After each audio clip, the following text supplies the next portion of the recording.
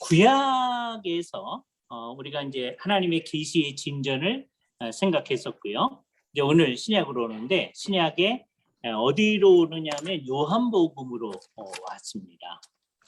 요한복음은 특별히 요한복음에서 성령님에 관한 얘기를 찾아보려고 합니다. 그러니까 이른바 요한복음의 성령론이라고 말할 수 있는 것이죠. 요한복음의 성령론을 어떻게 얘기할 수 있을까라고 하는 것을 생각을 하시면 되겠습니다. 구약 성경에도 성령님의 역사하심에 관한 얘기는 곳곳에서 언급되어져 있어요. 아주 대표적으로 창세기 1장에 보면 하나님의 신이 수면에 운행하시니라 라고 하는 말이 이제 이 얘기의 출발점이죠. 그렇죠? 그래서 이제 뭐라고 이제 시작하느냐면 루아흐 엘로힘 그거로부터 이제 얘기가 시작합니다. 하나님의 신 또는 하나님의 영이 수면 위에 운행하신다. 운행하신다라는 말은 메라헤페트라는 말인데요. 그게 펄럭인다라고 하는데요. 독수리 같은 것이 펄럭거리는 걸 얘기하는 거죠. 그런 거를 생각했을 때는 그 창세기 1장에서 하나님의 영이 수면 위에 펄럭거리시니라라고 번역했더라면 정말 이상하게 생겼을 거 아니에요. 그래서 운행하니라라는 번역이 그런대로 잘된 번역이다. 이게 이제 중국어 성경이 그렇게 돼 있어서 우리가 이걸 따라서 그냥 한 겁니다. 그래 놓고서 뜻은 이게 뭐냐? 아까 그 새가 그 새끼들 위에서 펄럭거리며 신명기에 그 표현이 나오는데 이게 뭐 하는 걸까요? 새끼들을 보호하고 하는 것을 표현하는 거잖아요. 그러니까 하나님의 신이 하나님이 창조하시는 이거를 다 보호하고 계신다라고 하는 것을 얘기해 주는 거죠. 그죠? 그래서 이제 이 말씀에 근거해서 옛날서부터 이 세상에 이제 하나님의 말씀이 이제 가해져서 하나님께서 이 세상에 모든 것들이 있게 창조하세요. 그래서 이 말씀을 창조의 객관적 원리라고 얘기하고요. 말씀이 가해지는 거니까. 다음에 이 세상에서 이제 생물들이 나타나고 물질들이 나타나고 하는 모든 것은 무엇 때문이냐? 하나님의 신 때문이란 말이에요. 그래서 이 하나님의 신을 우리는 뭐라고 하냐? 창조의 주관적 원리라고 옛날서부터 표현하기를 좋아했습니다. 특별히 이 표현 자체는 이제 헤르만 바빙크의 표현이고 그걸 따라서 이제 볼코프도 그렇게 표현하는 거죠. 이게 옛날부터 선배들이 쓰던 말이에요. 창조의 객관적 원리와 주관적 원리. 그러니까 말씀과 성령.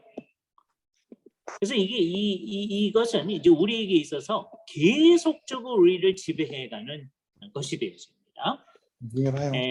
개혁파 신학의 특성은 뭐냐라고 했을 때 개혁파 신학은 결국 말씀과 성령이다라고 얘기할 수 있어요. 만들어가죠 그냥? 그리고 오늘 우리가 공부하는 데에서 이게 가장 잘 나타나고 있습니다. 결국 이쪽으로 가야 되는데 창세기 1장서부터 계속 성령님이 이 세상에서 작용하고 계셨음을 분명히 이제 보여주는 거예요. 이것을 얘기할 때 우리가 흥미롭게 볼 수 있는 게 있는데 요한복음 1장을 한번 가보세요. 성령님만 작용하고 있는 게 아니라 뭐가 작용하고 있느냐? 요한복음 1장 1절에 태초에 말씀이 계시니라. 이 말씀, 아까 얘기했던 말씀이죠. 로고스입니다. 로고스가 하나님과 함께 계셨으니 이 말씀이 곧 하나님이라고 했는데 3절에 만물이 그로 말미암아 증바되었으니 지은 것이 하나도 그가 없이는 된 것이 없느니라. 이 세상 모든 것이 하나님의 말씀의 작용으로 이 세상에 있게 되어졌다. 로고스의 작용으로 이렇게 얘기를 하는 거예요. 예.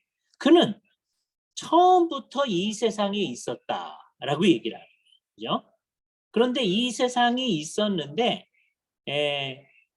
그것을 5절 얘기합니다. 빛이 어두움을 비추되 어두움이 깨닫지 못하더라 또는 이기지 못하더라. 그런 거예요. 이 세상에 말씀의 작용이 항상 있었던 것이다 라고 얘기해요.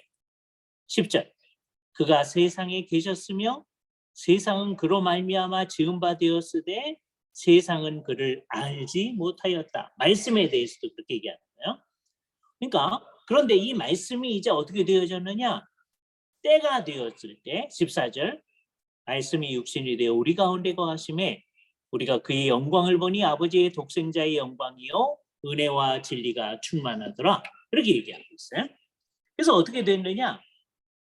태초서부터 작용하던 말씀, 로고스예요. 성자께서 이 세상에서 작용하고 계셨는데 때가 됐을 때 이 세상에서의 사역을 시작합니다. 이거를 잘 기억하셔야 돼요.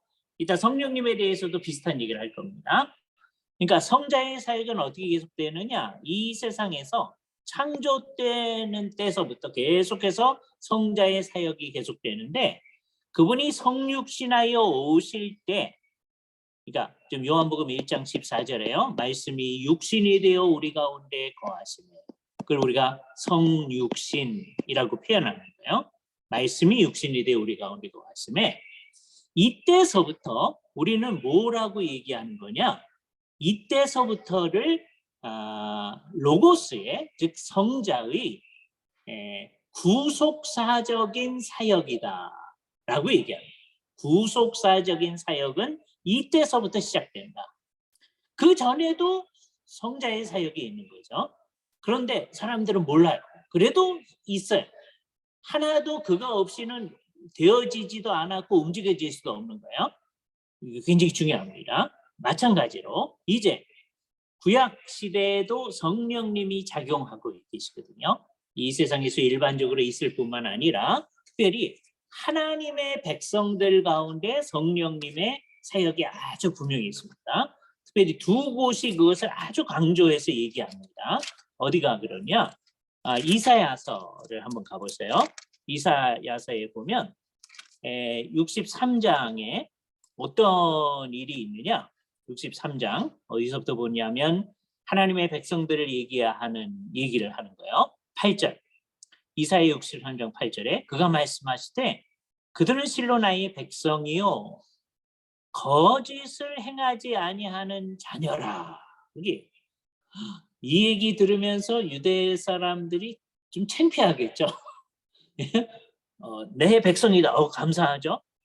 내 자녀다. 감사한데 거짓을 행하지 아니하는 나의 자녀라. 그 얘기 들으면서 우리가 잘못한 거 있는데 어떻게 그렇게 말씀하시냐 이런 생각 들었을 거 아니겠어요? 그러면서 그들을 구원하시는 구원자가 되셨다. 그러면서 그들의 모든 환난에 동참하사 자기 앞에 사자로 하여금 그들을 구원하시며 구약시대 때 자기 앞에 보냄을 받은 자 여호와 앞서서 보냄을 받은 자를 통하여서 저들을 구원하셨다. 그런 얘기를 하셔요. 그러면서 예적 모든 날에 그들을 드시며 안으셨다. 그래서 하나님의 안아주심이에요. 누구든지 할 수 있는 설교인데 오카는 목사님이 그걸 가지고 옛날에 설교를 아주 모든 사람이 알아들을 수 있게 설교한 적이 있습니다. 그래서 이제 책을 그걸 내셨어요. 하나님의 안아주심. 본문이 여기서 나온 거예요. 네? 옛날 구약 백성들만 하나님이 안아주신 게 아니고 안아주셨다는 게 폭넓은 거라는 걸 아는 거죠. 하나님이 진짜 포옹해 준 거 아니에요. 그렇죠? 네. 그래도 참 하나님의 백성들은 어떤 인식이 있어야 돼요? 하나님 우리를 안아주셨다. 그런 인식이 있어야 되잖아요. 그죠? 옛날 이스라엘 백성들 안아주셨는데 신약에 사는 우리들도 주께서 안아주셨다. 이런 인식이 있어야 된단 말이에요.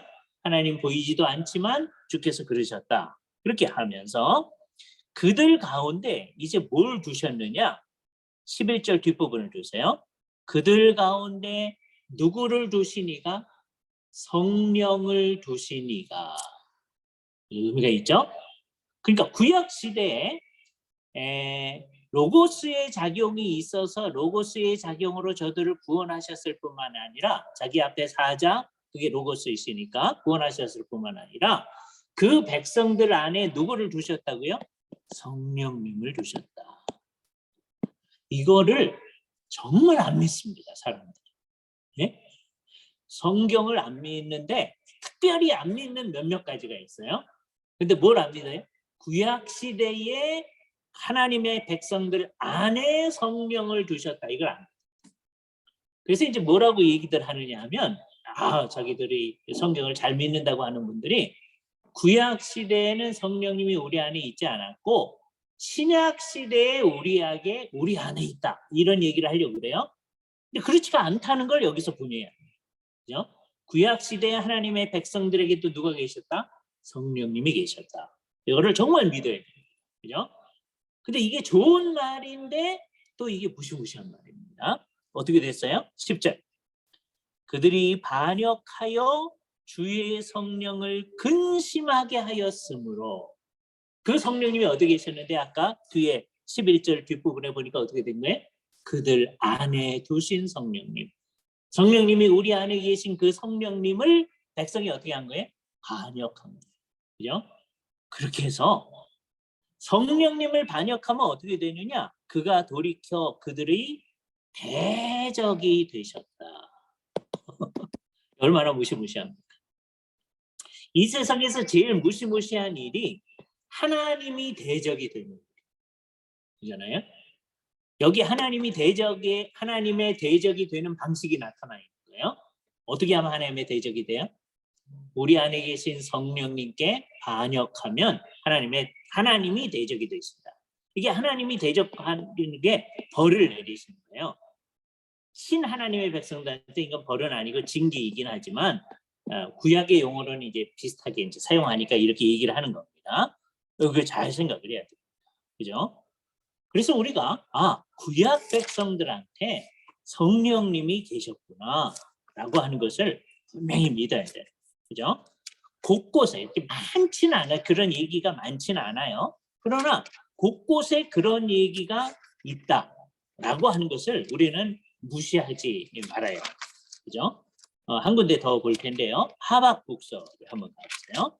하박국서에 보면 하나님께서 죄송합니다. 하박이 아니라 학개에서에 학개서에 보면 하나님께서 뭐라고 했냐면 2장 5절에 이렇게 얘기합니다. 학개서 2장 5절입니다. 내가 애굽에서 나올 때 내가 너희와 언약한 여기서도 말과 나의 영이 계속하여 너희 가운데 머물러 있나니 너희는 두려워하지 말지어다 라고 얘기합니다. 자, 애굽에서 나올 때 내가 너희와 언약한 말과 다음에 누가? 영이. 이 영은 뭘까요? 아까 이사야서에서도 성령님이라고 그랬죠.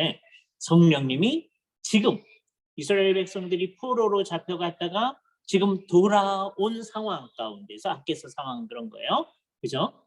돌아온 상황 가운데서 성전을 막 지으려고 하다가 방해가 있으니까 지금 안 짓고 있는 거예요. 얼마나 답답해요? 그런 상황 가운데서 너희 힘내서 성전 지어야 된다. 학개서의 핵심적인 메시지거든요. 네? 성전 지어야 된다. 그런데 그럴 수 있는 근거가 뭐냐? 내 말과 영이 너희한테 있나니 너희는 두려워하지 말아라 라고 얘기합니다. 너희는 성전을 지어야 된다. 그래서 이 말씀에 순종해서 결국 516년 BC에 이 사람들이 제2성전을 짓기 시작합니다. 스룹바벨 성전을 이제 완공을 하는 것이죠. 이게 아주 놀라운 그죠? 아마 이때를 기점으로 해서 그러니까 유대인들이 586년 BC에 바빌론에 의해서 멸망했다고 대충 생각하거든요. 물론 이제 연대는 비교 연대에서 어떤 분들은 587년 그러기도 하는데 대개는 586년입니다. 그리고 이 586년서부터 돌아오는 것은 538년쯤 돌아와요. 돌아와서 이제 고레스가 돌아가라고 하니까. 근데 와가지고서는 성전 짓는 게 이렇게 늦춰지는 516년에나 이제 성전이 완공을 되거든요. 그러니까 요 기간을 다 합쳐서 586년 예루살렘 성전이 이제 무너진 거예요. 그리고 이제 포로로 잡혀간 거예요. 그리고서 70년 만에 516년에 성전이 지어지죠. 그래서 요게 70년이니까 70년 만에 너희가 돌아오게 된다는 예레미야의 예언이 이게 아닐까. 뭐 여러 계산법이 있습니다. 근데 그중에 제일 괜찮은 계산법이 바로 이거. 그죠? 이 일을 이룰 수 있는 게 뭐냐? 너희 안에 성령이 있었다. 근데 안 믿어. 그래서 방해가 일어난다고 짓지도 않아. 뭐 이게 얼마나 답답한 상황입니까? 그러니까 자기들 안에 누가 계심을 믿어야 돼요? 성령님이 계시다. 그러니까 참 하나님의 백성들 안에는 구약 시대에도 누가 있었다? 성령님이 계셨다. 그런데 잘 봐야 돼요. 아까 구약 시대에 로고스의 활동이 있었다고 그랬죠. 로고스의 활동이 없으면 이 세상의 섭리가 안 이루어져요. 네? 그의 아드님의 손으로 만물을 붙드시고 온 세상을 섭리하는 일을 합니다. 그러나 성자의 구속사적인 활동은 언제 시작되어져요? 아까 말한 대로 성육신 했을 때 시작되어져요. 그러면 그 전에도 로고스의 활동은 있지만 성자의 신성으로서의 활동은 계속되는 거예요. 그러나 아직 성육신이 이루어져서 그분의 구속사적 사역이 이루어지지 않았을 때는 아직 아니라고 얘기할 수 있어요. 그러니까 구약시대에는 로고스와 관련해서 어떻게 얘기할 수 있어요? 성자의 사역이 있는데 이미 있는 거예요. 그러나 아직 아니죠. 그 아직 아니가 없어지는 게 언제입니까? 성육신. 그분이 오셔서 이 땅 가운데서 정말 로고스의 활동을 하시는 거죠. 그래서 지상에서 사역하시고 그것을 다 완성하신 다음에는 하늘로 오르셔서 천상 사역을 지금 계속하고 계셔요. 그러다가 다시 이제 이 땅으로 오셔요. 재림하여 오시면 다시 지상 사역을 하시겠죠. 네. 그래서 결국은 이 천상 사역과 지상 사역이 하나가 되어지는 거예요. 그러니까 그분이 성육신한 이후로는 그분의 임의의 사역이 계속되는 겁니다. 그런데 성육신하기 전에도 성자의 사역은 있었죠. 이걸 잘 봐야 되네요. 그러나 아직 뭐는 아니었어요? 구속사적 사역은 안 이루어졌잖아요. 똑같은 거예요. 그걸 다 생각을 하시면서 이제 요한복음에 나타나는 예수님의 얘기를 이제 잘 들어야 됩니다. 이게 그 전에도 조금 있는데 요한복음 14장서부터 16장 사이에 집중해서 나타나고 있습니다. 14장에서 16장은 13장서부터 시작되어지고 있는 예수님의 다락방에서의 강화. 그러니까 13장에서 17장까지 전부 다 이게 다락방에서 하는 얘기예요. 그죠? 그러니까 이게 굉장히 길잖아요. 긴데 가장 상세하게 기록하고 있는 거죠. 그죠? 13장 1절을 보세요.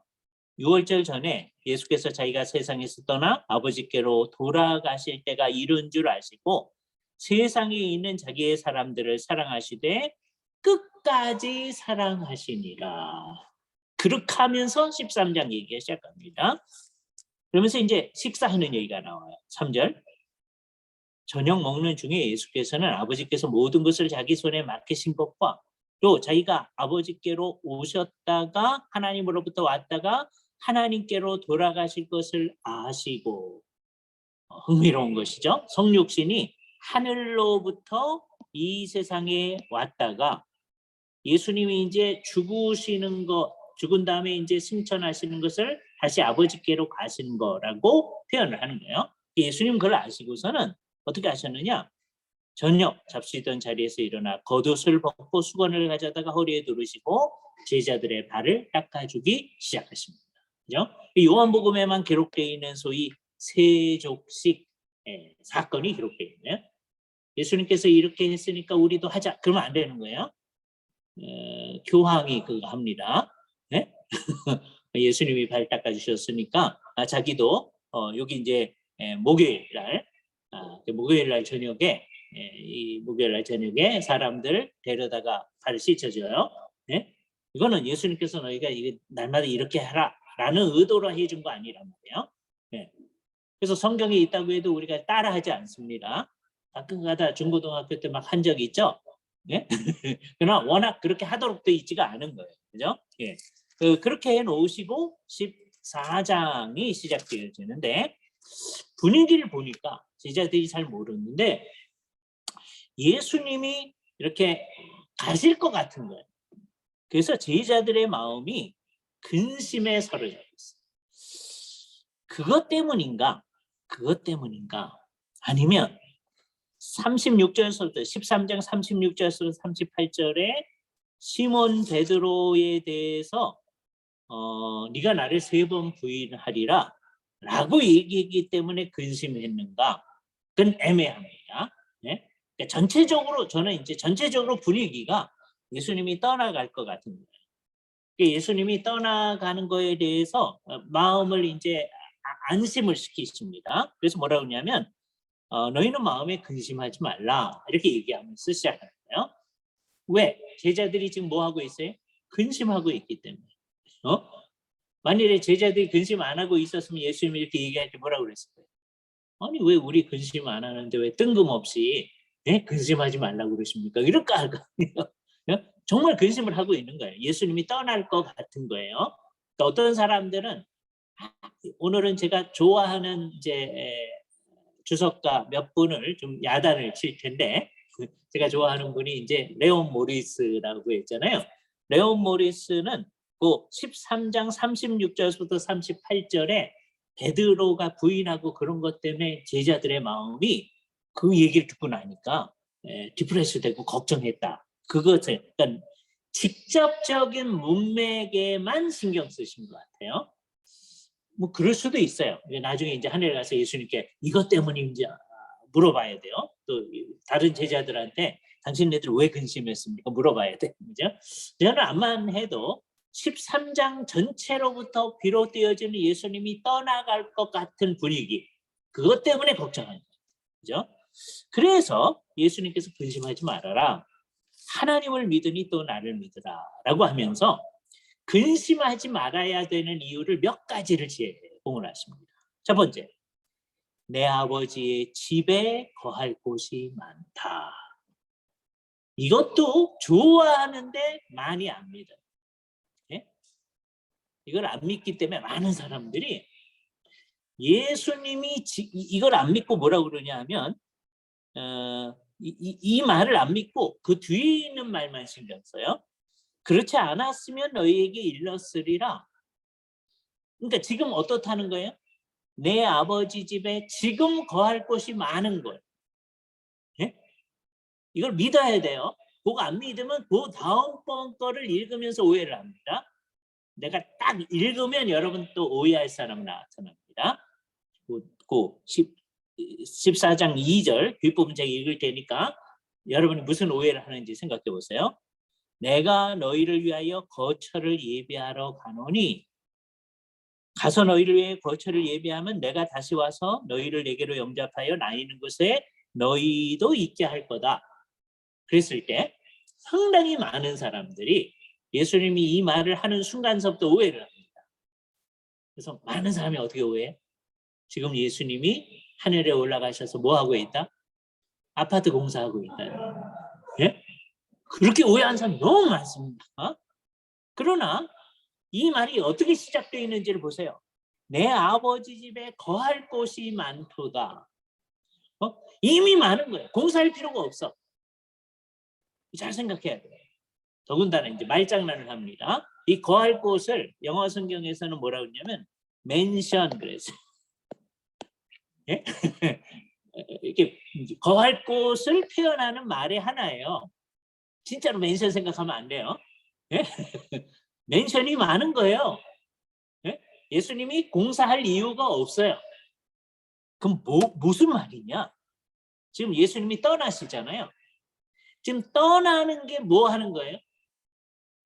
그곳이 너희를 위한 거처가 되게 하는 거예요. 거처는 장소, 너희의 거할 곳.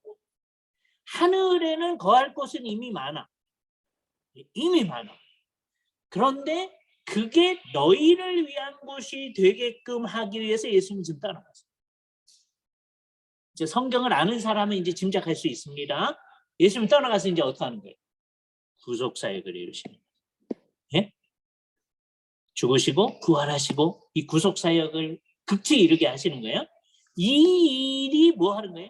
이미 거할 곳이 많은 그곳이 너희의 있을 곳이 되게 하는 거예요. 예? 예수님이 공사하러 떠나는 게 아니란 말이에요. 예? 이미 거할 곳은 많아. 그런데 그것이 너희를 위한 것이 되려면 예수님께서 구속을 하셔요. 구속을 안 이루시면 이미 거할 곳은 많아도 그게 다 그림에 따라 너희를 위한 것이 되도록 하기 위해서. 이게 최선의 해석입니다. 이거보다 조금 못한 해석이 버나드의 해석인데요. 버나드는 어떻게 하려고 하냐면 이 사람들의 마음을 준비시키는 거다. 그렇게 해석하려고 그래요. 그거는 조금 이제 지금 공사한다고 하는 해석보다는 좀 나은데 그건 좀 이상한 해석이에요. 그죠? 그러니까 최선의 해석은 뭐예요? 그 많은 더할 곳이 너희를 위한 것이 되도록 주께서 지금 뭘 이루시려고 하는 거예요?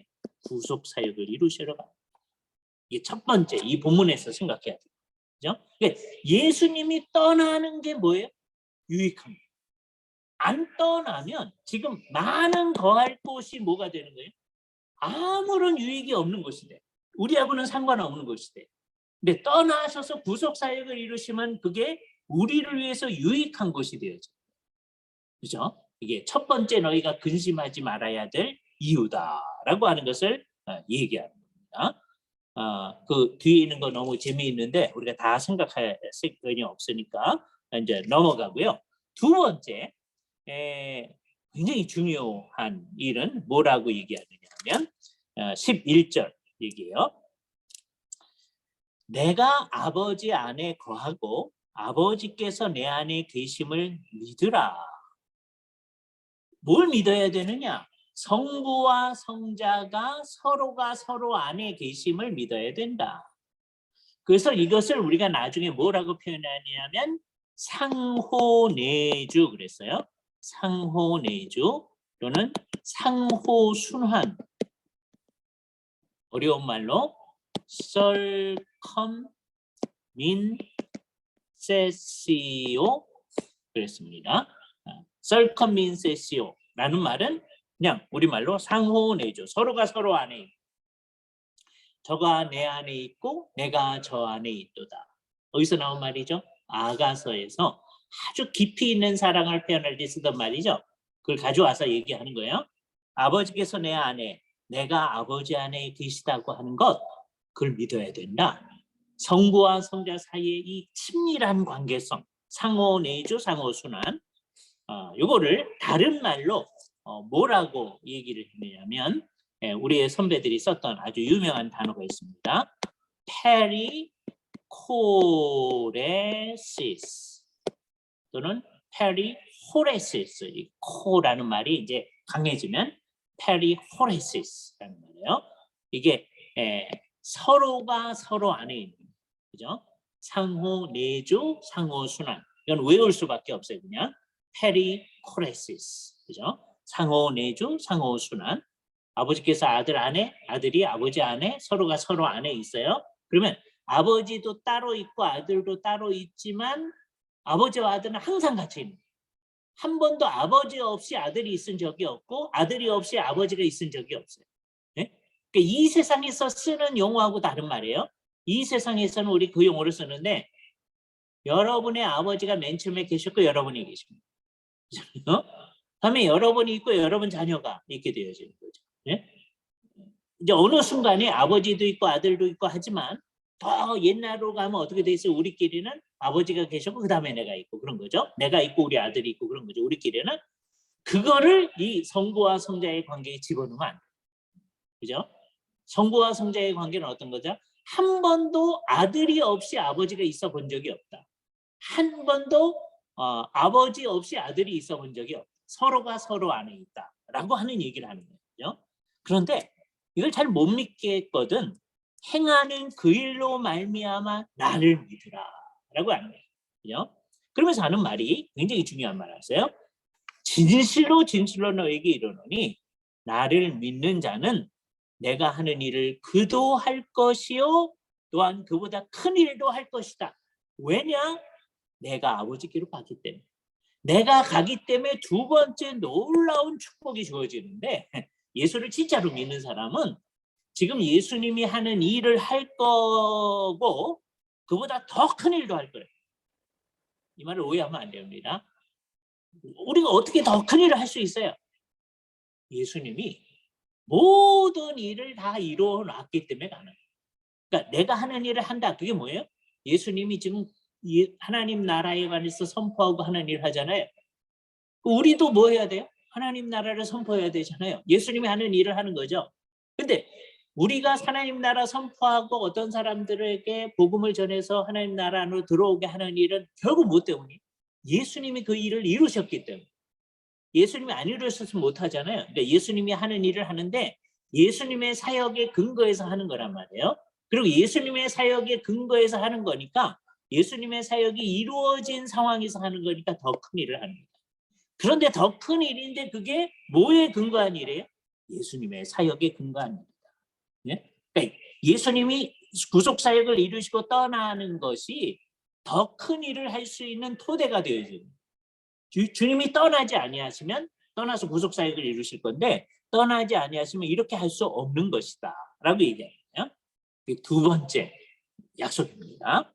굉장히 놀라운 얘기를 하는 거예요. 그렇죠? 예.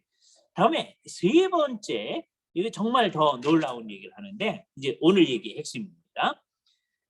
뭐라고 그러시냐면 16절에 그 위에도 그 얘기가 있는데 16절 보세요.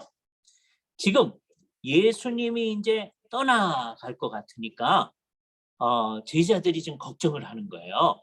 그런데 내가 아버지께 구하겠으니 그가 또 다른 보혜사를 주실 것이다 라고 했어요. 여기 나온 말 잘 봅시다. 알로스 파라클레토스. 알로스 파라클레토스. 우선 파라클레토스라는 말은 어떻게 된 말이냐면 파라가 옆에잖아요. 클레토스는 칼레오 동사에서 온 거죠. 옆에 불리워진 자. 옆에 불리워진 자. 그게 무슨 뜻일까? 옛날 고대 사회에서는 재판을 할 때 오늘날과는 달리 자기가 자기 변호를 했어야 됩니다. 그죠? 근데 내가 법을 모르면 어떻게 나를 보호하겠어요? 그때 법을 잘 아는 사람을 불러서 옆에 세우는 거예요. 이분이 파라클레토스, 옆에 불리워진 자예요. 그러니까 파라클레토스란 말은 워낙 법적인 도움자라는 의미로 사용해요. 그죠? 법적으로 나에게 도움을 주는 사람, 법적인 친구. 그러니까 이분이 옆에 있어가지고 파라클레토스가 옆에 있어가지고 재판을 하는데 이때는 이렇게 얘기하시고 이렇게 얘기해주면 자기가 이제 가서 얘기 그대로 하면 되는 거죠. 네. 그러면 이분이 가르쳐 주잖아요. 이 사람이 선생님이죠. 그럼 이런 분이 든든하게 있으니까 내 마음이 든든하겠죠. 그리고 이 재판하는 과정 내내 나를 인도해 줄 거 아니겠어요? 그렇죠? 그래서 옛날에 중국 사람들이 이거를 어떻게 이제 번역을 할까라고 하다가 이렇게 번역했어요. 보호하시고 은혜를 주시는 선생님. 이렇게 번역했어요. 그게 보혜사예요. 그죠? 그래서 우리도 보혜사라고 쓴 거예요. 그런데 보혜사라고 써놓고 우리는 생각을 안 해. 왜 보호하시고 은혜를 주시는 선생님인지 아무 생각도 없어. 예? 이 보혜사란 말이 왜 나온 거예요? 이 상황 가운데서 이분이 지금 제일 중요한 게 선생님이라는 가르쳐주는 대로 하는 거예요. 그러면 이 재판 과정에서 나를 어떻게 하는 거예요? 보호하는 거죠. 재판의 과정 내내 우리에게 은혜를 베푸시는 거죠. 그래서 보혜사인 거예요. 그런데 예수님께서 이 땅에 계실 때 그때는 누가 가르쳐줬어요? 예수님이 가르쳐줬어요. 누가 보호하셨어요? 예수님이 보호하셨죠. 누가 은혜를 주셨어요? 예수님이 보호하셨죠. 그래서 예수님이 그 역할을 하시는 파라클레토스였는데 예수님이 가시려고 하니까 이제 근심이 빠진 거잖아요. 걱정하지 말아라.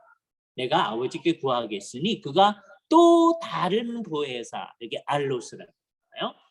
이 알로스라는 말은 헤테로스라는 말하고 가끔 가다가는 다른 의미로 사용돼요. 어떤 때는 이게 같은 의미로 사용돼요. 둘 다 다른이랍니다. 다른. 그런데 마치 이와 같은 거예요. 제가 이거 이제 볼펜을 사용하다가 이 볼펜이라고 해봅시다. 다른 거 없어요? 그러면 뭐 다른 색깔 볼펜을 갖다 두든지 뭐 이렇게 해야 될 거 아니에요. 이게 알로스예요. 그죠? 근데 제가 볼펜을 가지고 다른 거 없어요? 그랬더니 다른 거요? 이거 갖다 주면 이게 말이 안 통하는 거죠. 예. 요 같은 질의 다른 거를 얘기할 때 쓰기에 좋은 단어가 알로스입니다. 예. 항상 그런 건 아니에요. 어떤 때 알로스는 헤테로스하고 같은 뜻으로 사용되기도 해요. 비슷한 단어예요. 근데 헤테로스는 남성, 여성 완전히 다른. 그렇게 얘기할 때 헤테로스라는 말 사용하는 거예요.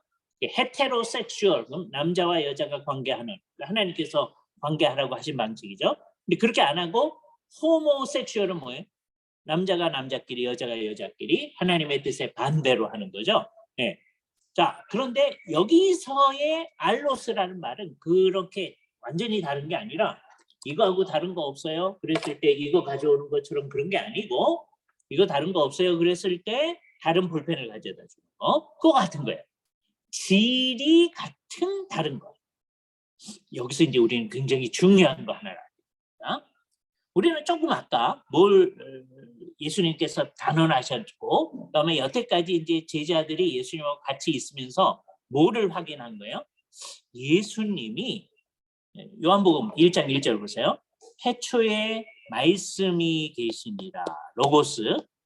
로고스는 누구를 딴 말로 하는 거라고 그랬죠? 성자를 딴 말로 하는 거죠. 성자가 태초에 말씀이 계시니라. 근데 이 말씀이 하나님과 함께 계셨으니 그럼 하나님과 구별이 되는 거 아니에요? 구별이 되는 거예요. 그때 그 구별되는 하나님을 성부라고 한 거죠. 왜? 예수님이 자기를 늘 아들이라고 하면서 이분을 아버지라고 불렀으니까 구별이 돼요. 성부와 성자는 구별된단 말이에요. 그런데 이 말씀이 곧 누구시니라? 하나님이시니라 그랬잖아요. 그러면 성부도 하나님이시고 성자도 하나님이신데 성부는 성자는 아닌 관계성이 있음을 여태까지 우리가 봤던 거죠. 그러나 이 성자도 분명히 누구시다? 하나님이시다. 그래서 예수님이 오늘 조금 아까 본문에서 뭐라고 그랬어요? 아버지께서 내 안에 내가 아버지 안에 예? 동등성을 가지고 서로가 서로 안에 있다. 그 얘기를 했잖아요. 그분하고 질이 같은데 다른 분. 그럼 이제 무슨 얘기를 할 수 있겠어요? 아, 그분이 누구시냐? 이따가 나오겠고 여기도 나오는데 그분이 성령님이신데 그럼 무슨 말을 할 수 있습니까? 성령님도 하나님이신데 성령님은 성부는 아니다. 또 성령님은 누구는 아니다. 성자는 아니다. 이 말을 할 수 있는 근거가 딱 말이에요. 여기서 분명히 얘기하는 거예요. 그 전에도 성령님에 관한 얘기를 하는데 여기서 아주 분명하게 얘기하는 거예요. 성령님을 누구라고 하면서 또 다른 보혜사라고 하는 말과 예? 예수님하고 질이 같다는 거예요. 뭐로서? 하나님으로서. 성부 이제 이때 이제 질이 같은 분은 딱 3위뿐입니다. 성부, 성자, 성령만이 질이 같아요. 본질이 같아요. 그래서 우리가 무슨 말을 썼어요? 호모우시오스. 그죠?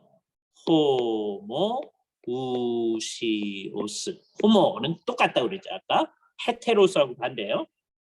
우시오스는 본질. 그래서 한자로는 동일 본질이라고 그랬죠.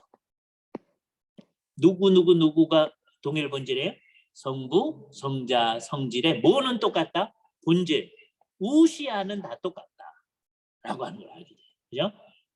자, 근데 성령님에 대해서 이제 얘기를 하시는 거예요. 성령님은 이제 어떻게 하는 거냐라고 했을 때 성령님이 우리에게 보내진다라고 얘기해요. 그죠? 다시 한번 이제 예수님의 얘기를 봅니다. 14장 아까 16절 보세요.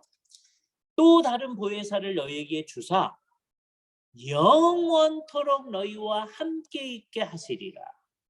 성자는 잠시 있다가 떠나가셨어요. 3년 동안 공생애로 말하면 3년 동안 있다 돌아가셔요. 네? 그런데 성령님은 이제 어떻게 하신다는 게 영원토록 함께 하신다 라고 얘기했어요. 그거는 누구냐? 17절 얘기합니다. 그는 진리의 영이라. 성령님은 진리의 영이다. 세상은 능히 그를 받지 못하나니 왜? 그를 보지도 못하고 알지도 못함이니라. 그러나 너희는 1차적으로 게 예수님의 제자들이에요. 너희는 그를 아나니. 어떻게 알아요? 재밌는 말이에요. 그는 너희와 함께 거하시며 또 너희 속에 계시겠습니다. 너희와 함께 거하신다. 언제도 그랬어요. 구약시대도 그랬죠. 아까 두 구절 봤었어요. 그죠? 그럼 예수님의 제자들, 예수를 믿은 제자들 안에도 성령님이 어떻게 하고 계셨어요? 거하셨죠. 그렇잖아요. 그런데 제자들이 몰라. 예? 뭘 모르는 거예요. 그러나 이 말씀 이후에는 인정을 해야 되는 거예요. 그래서 그분이 우리 안에 계신다라고 하는 것을 인정해야 돼요. 그렇죠? 흥미로운 거예요. 우리하고 같이 있게 될 것이다 라고 얘기합니다. 예수님께서 이것을 다시 이제 얘기를 하십니다. 26절 보혜사 곧 아버지께서 내 이름으로 보낼 성령 그가 너희에게 이제 어떻게 하실 거냐? 성령님이 하시는 사역을 이제 언급하는데 첫 번째 모든 것을 가르치실 거다. 신약 시대에는 우리한테 모든 것을 가르쳐 주시는 분이 누구시다? 성령님이시다. 라고 하는 거예요. 성령님은 지금도 이제 여러분에게 가르쳐 주시는데 어떻게 가르쳐 주시느냐? 예수님의 그 얘기를 잘 보세요. 어떻게 하느냐? 내가 너희에게 말한 모든 것을 생각나게 하시리라 라고 해요. 예수님의 제자들이 예수님께서 얘기해 준 거를 이제 알고 있었어요. 근데 그게 무슨 뜻인지도 모르고 그게 그런 말을 하셨다는 것도 생각 안 하고 있었다가 나중에 예수님이 정말 그랬지?